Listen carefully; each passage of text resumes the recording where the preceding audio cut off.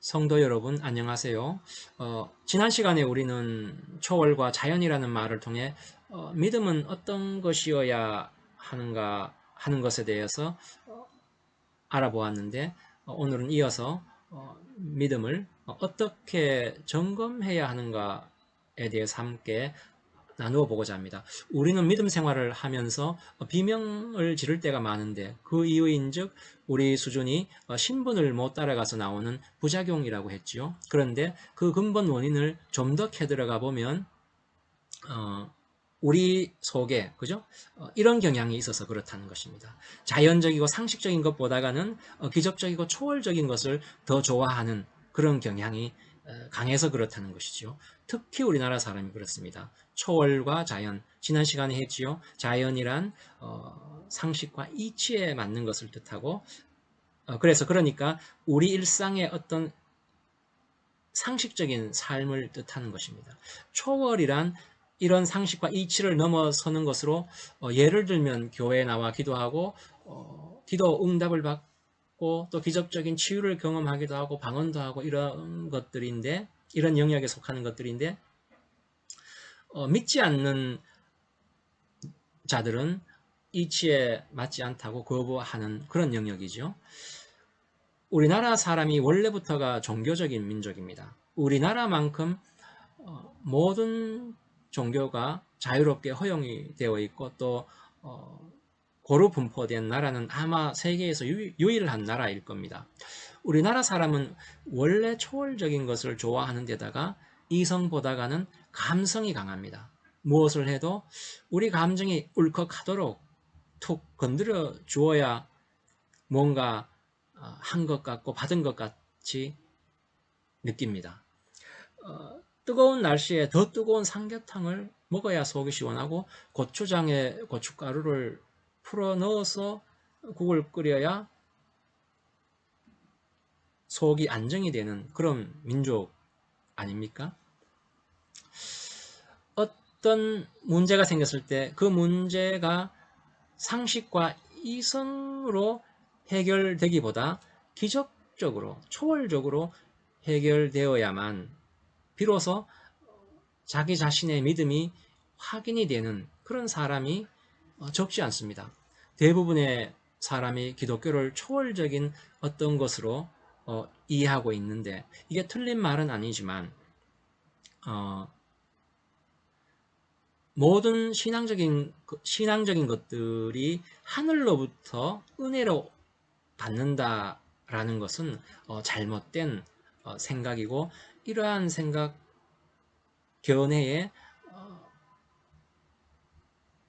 견해가 뿌리 깊이 박혀 있는 교회들과 또 신자들이 적지 않습니다. 평소 늘 세상 일에 바쁘다가 주일날 하루 교회 가서 또 멍하니 앉아 있다가 오는 것이 너무 죄송스럽게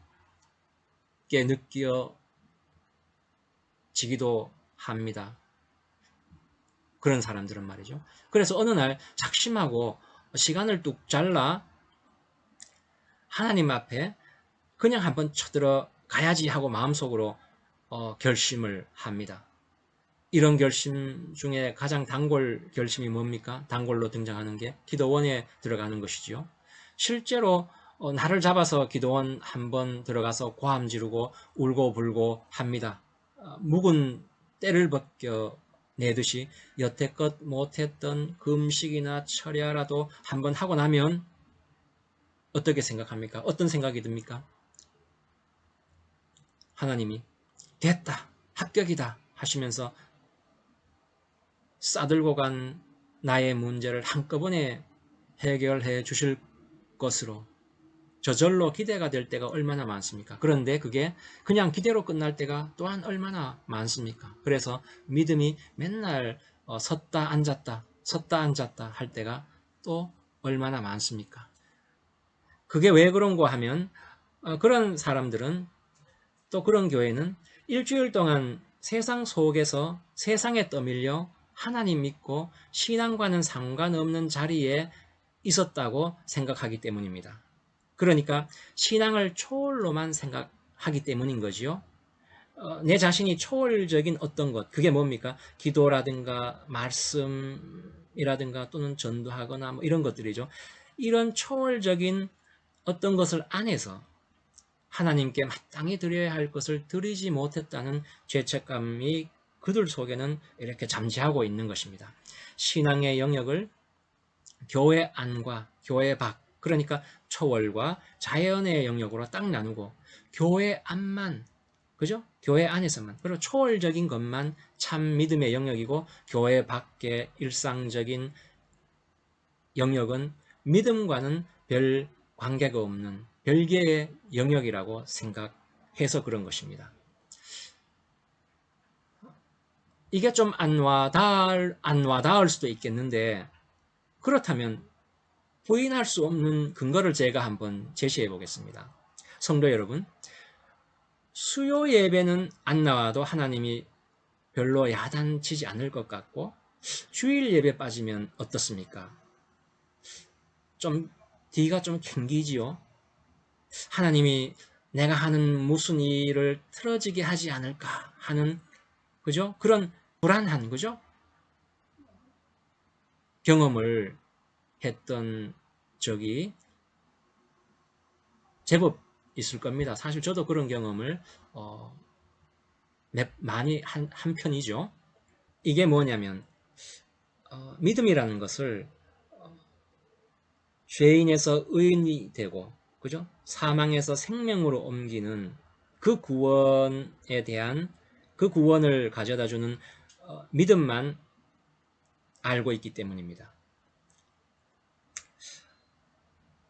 그런데 믿음이라는 것은, 그죠? 그 구원을 넘어 수준을 고급하게 만들어가는 것도 있다는 것이죠. 우리가 자주 이야기했던 바로 신분과 수준의 문제입니다. 믿고 나서는 믿음의 수준을 고급하게 만들어 가야 되는데, 여전히 처음 구원받았을 때 그 감격이 믿음의 전부요, 참 믿음이라고 생각하기 때문에 그런 것입니다. 기독교 신앙에서 가장 큰 오해 중 하나는 상식과 이치를 넘어서는 초월을 너무 강조한 나머지, 신앙이 좋다 그러면은 세상의 상식과 세상의 이치와 세상의 모습들을 전혀 갖지 않는 것이라고 생각하는 것이 우리 안에 우리도 모르게, 그죠? 자리하고 있다는 사실입니다. 그런데 초월적인 것, 어떤 것이죠? 계속 얘기했는데 기도라든가 말씀 전도, 병 고침 받고 방언하고 뭐 이런 것들입니다. 그죠? 이런 초월적인 것만 고집하게 된 원인이 우리가 원래 그런 성향이 있어서 그렇기 때문이라고 아까 말씀드렸죠. 처음에 말씀드렸는데, 또 하나 중요한 원인이 뭐냐면 기독교 신앙의 제일 중요한 것들 중에 제일 중요한 것들, 예를 들면은 구원이라든가 교회라든가 성령이라든가, 그죠? 이런 것들이 있는데 이것들에 대해서 제대로 이해하고 있지 못하기 때문에 저런 오해를 하게 된다는 거죠. 신앙 자체를 초월적인 영역에만 국한시켜 생각하는 그런 습성, 오해들이 자꾸 생겨난다는 것입니다. 그래서 우리가 믿음의 모습을 좀 더 깊이 알아가기 위해서 믿음을 구원과 교회와 성령이라는 바탕 위에서 한번 이해해 보고자 합니다. 그래서 오늘은 이 구원이라는 것 위에서, 구원을 바탕으로 해서 믿음을 한번 살펴보기로 하겠습니다. 우선 구원에는 말이죠. 구원에는 보통 이렇게 단계가 있다고, 단계라고 해야 될지, 몇 가지 이렇게 과정이 있다고 학자들은 보고 있습니다. 우리가 잘 아는 의화, 성화, 영화가 그것입니다. 예수 믿으면 누구나 구원을 얻습니다. 그렇죠? 예수 그리스도가 나를 죄와 사망에서 의와 생명으로 옮겼기 때문이죠. 그래서 나의 신분이 죄인에서 의인으로 바뀐 것입니다. 이것을 의화라고 합니다. 의화, 의롭게 된다는 말이죠. 다른 말로 거듭났다, 중생했다, 다시 태어났다는 말입니다. 이 의화의 구원은 즉각적이고 영원하고 완전한 것입니다. 아이가 한번 태어나서 몇 달이 있다가 팔이 서서히 생기고 다리가 서서히 생기지 않죠. 한 번에 완전하게 모든 것을 가지고 태어납니다. 마찬가지로 예수 그리스도를 통해 새로 태어나는 의화도 우리 구원에 부족함이 전혀 없는 완전한 것이고 영원한 것이고 취소될 수 없는 것입니다. 그런데 태어나는 것, 그게 다가 아니지요. 태어난 것으로 끝나면 태어날 이유가 없습니다. 그렇죠? 태어나서 재구실을 할 수 있도록 자라나야 되는 것입니다. 그렇죠? 자라남이 있어야, 그죠? 팔이라든가 다리라든가 눈, 코, 입, 머리 이것들이 가진 은사, 제 기능을 제대로 발휘해서 한 아기가 한 인격체로 자라나게 되는 것이죠. 이렇게 자라나는 과정을 성화의 과정이라고 합니다. 수준이 점점 고급해져 가는 것. 그러니까 성장해 가는 것을 말합니다. 어린아이는 자라면서 시행착오를 거듭하죠. 우리가 태어날 때를 기억하지 못해서 그렇지 부모들이 아이를 걷게 하기 위해서 얼마나 애써서 아이를 연습시키고 훈련시킵니까? 훈련 아닌 훈련을 시키죠. 아이 앞에서 아양도 떱니다. 한두 발짝 옮기고 넘어지는데도 아이고 잘했다 칭찬하지 않습니까? 성화란 이와 같이 시행착오와 연습과 훈련을 통해 믿음이 그 완성을 향해 자라나는 과정을 말합니다. 의화는 아까 얘기했죠. 맨 처음에 의화는 예수 그리스도를 믿음으로 신분의 변화가 생기는 것이죠. 그리고 그 신분의 변화는 이미 일어난 것이고 완료된 것입니다. 그죠? 과거에 속하는 것이죠. 과거를 바꿀 수 없듯이 구원받아 하나님 자녀된 그 신분을 어느 누구도 바꿀 수 없습니다. 영원한 신분인 것이죠. 성화는 구원받은 후, 그죠? 그러니까 신분이 바뀐 후. 시행착오와 훈련을 거듭하면서 믿음이 점점 하나님에 이르도록 자라가는 것인데 지금 현재 진행되고 있는 상태입니다. 영화는 예수 그리스도가 다시 올 그때 미래에 일어날 일이죠. 그때 우리 몸을 포함해 우리의 존재 자체가 우리가 짐작할 수 없을 만큼 영광스럽게 변하는 것을 말합니다. 그래서 구원에는 칭의의 구원, 성화의 구원, 영화의 구원으로 구분해서 보면 우리가 구원의 모습과 또 그때 우리 믿음의 그 모습도 볼 수 있다는 것이죠. 모든 믿는 자들은 어디에 있느냐 하면 바로 성화의 과정 속에 있습니다. 새로 태어난 아기가 걸음마를 배우고 말을 배우고 옳은 게 뭔지 그른 게 뭔지를 전생애를 통해 그것도 시행착오를 무수히 거치면서 배워가듯이 우리가 지금 그런 성화의 과정 속에 있습니다. 바로 하나님 닮아가는 과정 중에 있는 것이지요. 이 과정을 성령님께서 함께 하시고 인도하시기 때문에 우리가 하나님 닮아가는 이 과정을, 이 성화의 과정을 그러니까 하나님 닮아가는 것을 성령의 열매를 맺는다라고 도 말합니다. 맺는 과정이라고도 말하는 것이죠. 우리 성령의 7가지 열매 잘 아시죠? 갈라디아 5장에 오직 성령의 열매는 사랑과 희락과 오래 참음과 화평과 자비와 양성과 충성과 온유와 절제니 이렇게 말하고 있습니다. 그런데 우리나라의 많은 교회가 구원의 이러한 여러 충의들을 잘 몰라서 여러 단계들을 잘 몰라서 구원을 주로 의화의 구원으로만 이해하는 경우가 많습니다. 의화가 뭡니까? 죄인 신분에서 의인 신분으로 바뀌는 것이지요. 거듭남이라고 했습니다. 바로 예수 그리스도를 처음 믿을 때 일어나는 일입니다. 거듭날 때, 새로 태어날 때 얼마나 기쁘고 감격스러웠습니까? 그죠? 경험이 다 있죠. 그런데 이때의 감격과 기쁨에만 치중되어 있어서 성화라는 것을 놓칩니다. 의화를 통해 구원받은 후 자라나고 성장하는 성화의 과정을 도외시합니다. 무시하는 거죠. 그래서 믿음을 잘못 이해하게 되고 심지어는 이단이 생겨나는 근본적인 원인도 여기에 있습니다. 성화를 의화로 설명해 버리기 때문에 다시 말해 수준과 신분을 혼동해서 그런 것입니다. 이게 중요하기 때문에 이걸 한번 자세히 한번 살펴보기로 하겠습니다. 의화가 뭐라고 했습니까? 예수 그리스도를 믿음으로 구원을 단번에 즉각적으로 얻고 게다가 그게 영원하고 완전하다고 했지요. 우리의 노력이 하나도 필요하지 않고 전적으로 하나님의 은혜라고 했습니다. 그렇죠?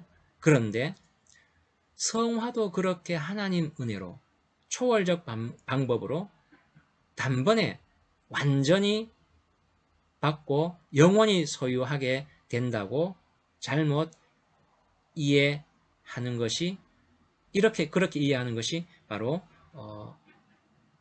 이단이죠. 잘못 이해했다기보다가 억지로 막 왜곡시킨 거겠죠. 이단이니까. 그런데 성화를 뭐라고 했습니까? 구원받은 후 신분이 변한 후 내가 단번에 하나님 닮는 것이 아니고 어린아이가 자라가듯 시행착오를 거치며 자라나고 연습하고 훈련하는 평생에 걸친 과정이라고 했지요. 이게 성화의 과정이라고 했습니다. 이게 지금 한 번에 나의 노력 없이 전적으로 하나님 은혜로 받는다고 주장하는 게 그렇게 왜곡시킨 게 바로 이단입니다. 성화의 과정을 의화로 착각하고 신앙생활하는 대표적인 집단이 바로 구원파 또 신천지 같은 이단들입니다. 이런 이단들은 첫 번의 구원, 그죠? 의화의 구원, 그죠? 그게 어떤 구원이었냐면은 값없이 거저 얻는 구원이었죠. 그와 똑같이 신앙의 고급한 경지, 그 대표적인 게 뭡니까? 성령의 7가지 열매죠. 이 신앙의 고급한 경지도 이 경지에 이르러 가는 걸 성화라고 했죠. 그죠? 이 고급한 경지에 이르는 것도 은혜로 값없이 단번에 완전히 얻는다고 생각하는 것입니다. 구원을 제대로 이해하지 못해서 그런 것이죠. 그래서 나오는 이단의 특징이 뭐냐 하면 어떻게 해서든지 하나님께 매달려서 은혜로 이 믿음의 고귀한 경지를 얻고 유지하려고 했습니다. 어떻게 매달리고 어떻게 애를 씁니까? 하나님이 은혜를 베풀 때 제일 먼저 은혜를 받기 위해 초월적인 일들만을 강조합니다. 그래서 늘 기도만 해야 되고 말씀도 어느 한 구절 딱 잘라 주문 외우듯이 하고 세상을 등지고 가능한 한 하나님 옆에 붙어 있고자 합니다. 언제 하나님이 은혜를 던질지 모르기 때문에 그렇게 한다는 것이죠. 하나님이 은혜를 던질 그때 제일 먼저 탁 받아가려고 모든 준비를 단단히 하고 있으라는 것입니다. 자식이 배가 고파도 집이 지저분해도 이것은 세상에 속한 것이기 때문에 거들떠보지 않고 하늘에서 열매가 뚝 떨어지기를 기다리라는 것입니다. 이런 집단의 가장 큰 약점은 구원의 성화의 과정이라는 것이 있어서 훈련하고 연습해야 되는 것을 모르기 때문에 시행착오라는 것을 인정하지 않습니다.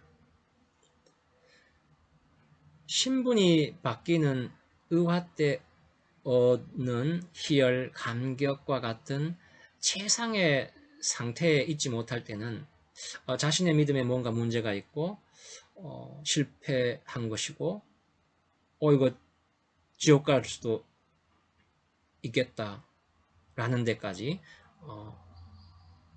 이르게 되는 것입니다. 성경이 아니라 자신이 정해놓은 어떤 수준에 있지 못하다고 생각이 들면 구원에서 떨어진 것으로 생각하는 것이지요. 그런데 그들이 정해놓은 수준도 그죠? 뭐로 측정합니까? 꼭 집 팔아서 헌금하고 하루에 몇 시간씩 기도하고 한 달에 10번씩 전도하고 이런 것으로 확인합니다. 주님이 어떤 분이시고 무엇을 원하시는지가 아니라 당사자가 자신들이 얼마나 정성스러운 행위를 하느냐에 따라 신앙의 수준을 판단합니다. 또 납득 못할 현실에 직면하고 고난을 당하게 되면 그 일을 당한 사람을 보고 당신이 구원을 아직 받지 못해서 일어난 일이라고 정죄합니다.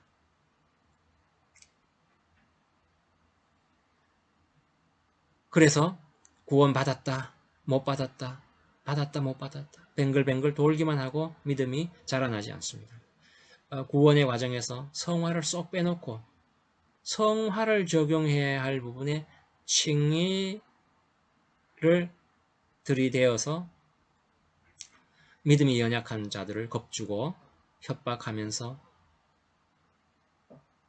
소위 상대방의 머리에 빨대를 꽂고 가진 것 쪽쪽 빨아먹는 것입니다. 왜 그렇다고 했죠? 성화를 적용해야 할 영역에 칭의를 적용하기 때문입니다. 의도적으로 그렇게 하는 것이죠. 고난이 나의 수준을 고급하게 하기 위한 하나님의 간섭하심, 성화의 과정임을 모르고 자신이 처한 상황이 더 나빠지고 또 시행착오를 겪으면 구원을 못 받았기에 그런 일이 생기는 것이라고 생각하는 것입니다. 이단들이 이렇게 의화와 성화를 혼동하고 또 혼동시켜서 사기 쳐먹는 것이 가능한 이유를 들여다보면 그것이 가능한 이유가 뭐냐 하면 우리의 신앙을 자연과 상식이라는 일상적인 삶이 아니라 신비와 초월의 영역에서만 신앙을 확인하고자 하는 유혹이 우리 안에 늘 도사리고 있기 때문에 그렇습니다. 로마서와 에베소서는 구원이 무엇인가에 대해서 체계적으로 설명하고 있는 성경입니다. 로마서는 처음 믿는 자를 대상으로, 에베소서는 믿고 난 후에 신자들을 향해 구원이 무엇인지 설명하고 있습니다. 그런데 에베소서를 보면 에베소서가 6장으로 되어 있죠. 그 중에 반 1장에서 3장까지는 예수 그리스도가 누구신지를 설명하는 교리가 나오고 나머지 3장 그러니까 4장에서 6장 끝까지는 예수 그리스도를 믿는 자가 일상 상식의 영역에서 어떻게 생활해야 마땅한지를 이야기하고 있습니다. 그래서 에베소서는 앞에 예수 그리스도가 누구신가 하는 교리 부분과 신자가 이 세상에서 어떠한 삶을 살아야 되는지에 대한 생활 실천 방법에 대해서 방법이라는 2개로 이루어져 있습니다. 로마서도 마찬가지로 그런 구조를 하고 있는 것이죠. 교리와 생활로 나누어지는 에베소서의 그 부분을 보면 그 3장 21절에서 마지막 절이죠. 거기서 보면은 교회 안에서와 그리스도 예수 안에서 영광이 대대로 영원 무궁하기를 원하노라 아멘 하고 있습니다. 그리고 생활 부분 첫 번째 그 4장 1절은 이렇게 되어 있죠. 그러므로 주 안에서 갇힌 내가 너희를 권하노니 너희가 부르심을 받은 일에 합당하게 행하여 이렇게 하고 있습니다. 21절은 교회가 무엇이고 예수 그리스도가 누군지 앞에서 설명했다는 것이고 이어지는 4장 1절을 보면 일상의 상식적 영역에서 합당하게 행하라 합니다. 그리고 일상의 상식적 영역에서 어떻게 행해야 할지는 이어지는 4장에서 구체적으로 계속해서 이야기하는 것이지요. 이러한 구조가 무엇을 말하느냐 하면은 믿음이란 것이 일상적이고 상식적인 삶 속에서 완성을 향해 자라난다는 것이지요. 성화의 과정, 믿음이 자라나는 과정이 왜 고되고 어렵냐 하면 일상적이고 상식적인 영역이 우리 믿음을 시험하고 또 점검하는 영역이기 때문입니다. 그래서 성화의 특징은 뭐냐? 시행착오와 고난입니다. 이것이 이 둘이 끝이 없습니다. 예수 그리스도를 믿음에도 불구하고 현실 가운데서는 얼마나 많은 우애와 좌절이 있고 절망이 있습니까? 다 경험하지요. 심지어 자기 자신의 게으름, 구원받은 후에도 여전히 남아있는 죄악된 습성 때문에 구원받은 것을 의심하기도 합니다. 심지어 하나님과 싸움도 합니다. 그런데 하나님은 또 우리를 인격에 있어서, 권세가 아니라 인격에 있어서 우리를 하나님과 동등한 존재로 보아주시고 또 우리가 하소연하는 것을 또 받아주십니다. 밤에 하나님 앞에 절망과 하소연의 기도를 해보지 않은 사람은 우리에게 주어진 하루가 성화를 위한 하루라는 것을 놓치고 있는 것일 수도 있습니다. 우리는 신앙인으로 성공보다는 실패를 더 많이 합니다. 신앙에 있어서 말이죠. 그냥 더가 아니라 더 실패를 하는 게 사실 아닙니까? 그러나 이것은 정말 부끄러운 것이 아닙니다. 신자라면 누구나 겪는 시행착오이고 구원받고 성화의 과정에 있는 신자의 당연한 모습입니다. 성화, 이게 무슨 뜻입니까? 거룩해진다는 말입니다. 하나님의 뜻이란 말이 성경에 딱 한 번 나오는데 이렇게 나옵니다. 하나님의 뜻은 이것이니 너희의 거룩함이라. 거룩함은 하나님의 가장 핵심되는 본질입니다. 그 하나님의 가장 핵심된 본질을 내 것으로 만드는 것, 그게 어디 하루아침에 되겠습니까? 로마도 하루아침에 이루어진 게 아니라고 하지 않습니까? 사도 바울은 로마서 6장에서 의롭다함을 얻어 신분이 바뀐 자는 자기 몸을 의의 병기로 하나님께 드리라고 합니다. 병기는 훈련받지 않고는 사용할 수 없습니다. 그래서 군대 가서 혹독한 훈련을 받고 나서야 총을 받지 않습니까? 처음부터 총 안 줍니다. 그렇죠? 일상적이고 상식적인 영역이 실은 믿음이 점검받는 장소이고 성화가 일어나는 장소입니다. 이게 서신서를 통해 바울이 누누이 거듭 이야기하는 것입니다. 초월적인 것만으로는 우리의 믿음이 진보하기도 어렵고 거룩함을 향한 훈련도 잘 이루어지지 않습니다. 이 말은 거꾸로 하면 좋은 신앙은 초월의 영역이 아니라 오히려 상식과 교양과 예의와 이런 것들에 의해서 더 많이 증명이 된다는 것이죠. 웃고 이해해주고 누군가를 위해 손해보고 이런 상식적이고 일상적인 것들이 믿는 자들에게는 그게 바로 신앙을 가졌다는 표지이고 좋은 신앙을 가졌다는 표지이기도 하다는 것입니다.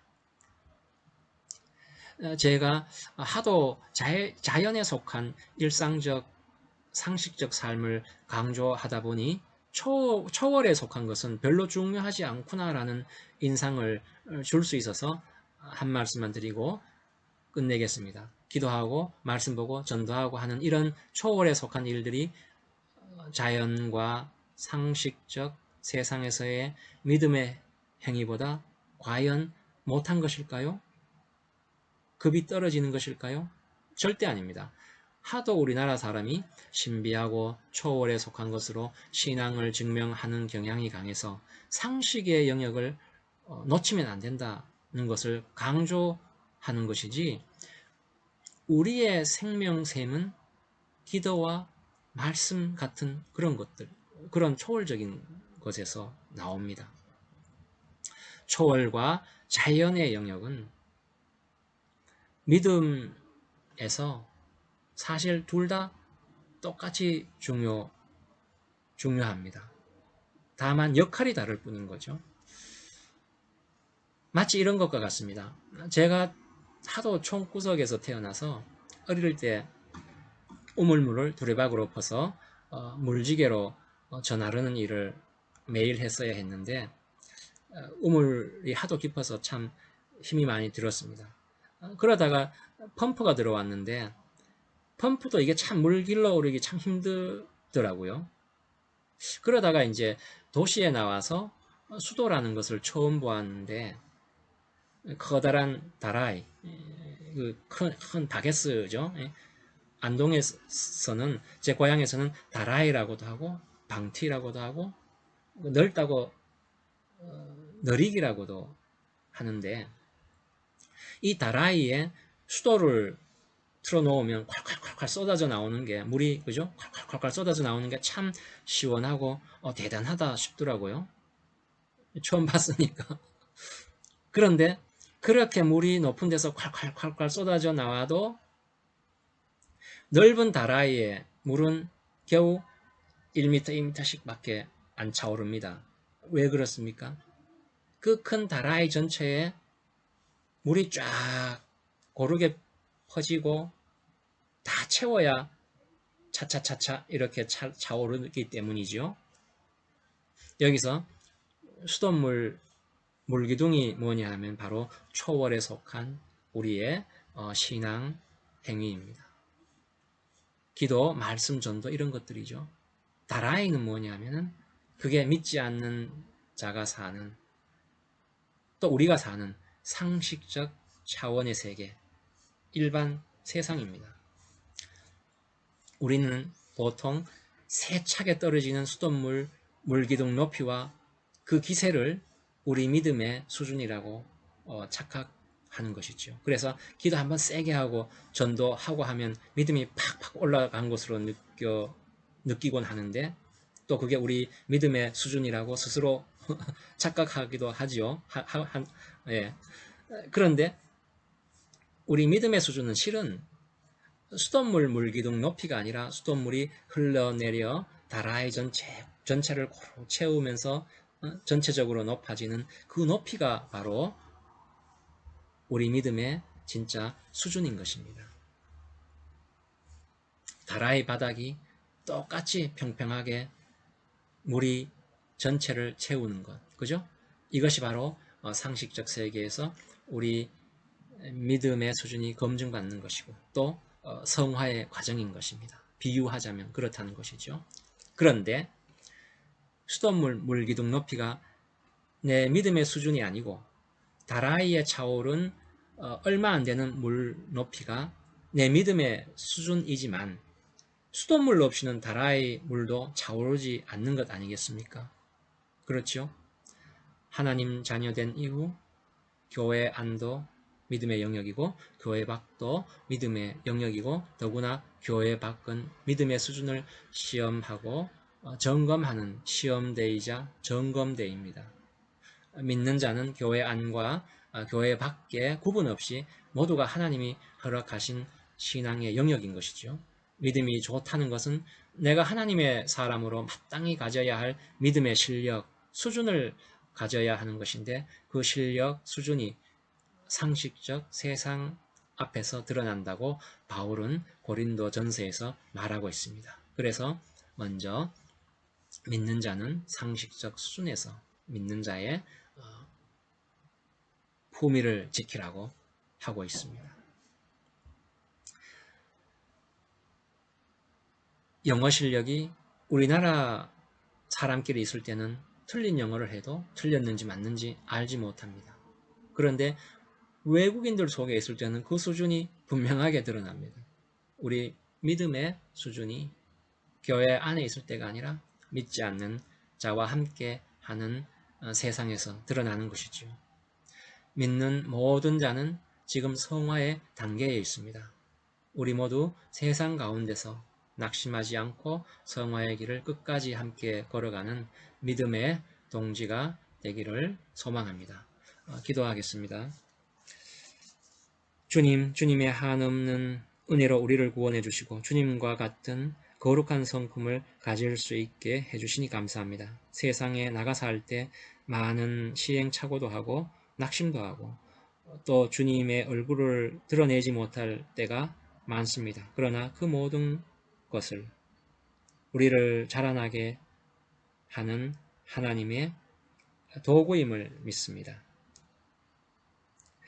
우리 믿음을 자라게 해주시고 또 충만하게 자라게 해주시고 그리하여 세상 유혹에 휩쓸리지 않고 세상을 이기는 은혜, 믿음을 허락하여 주시옵소서. 감사드리오며 우리 주 예수 그리스도의 이름으로 기도드리옵나이다. 아멘.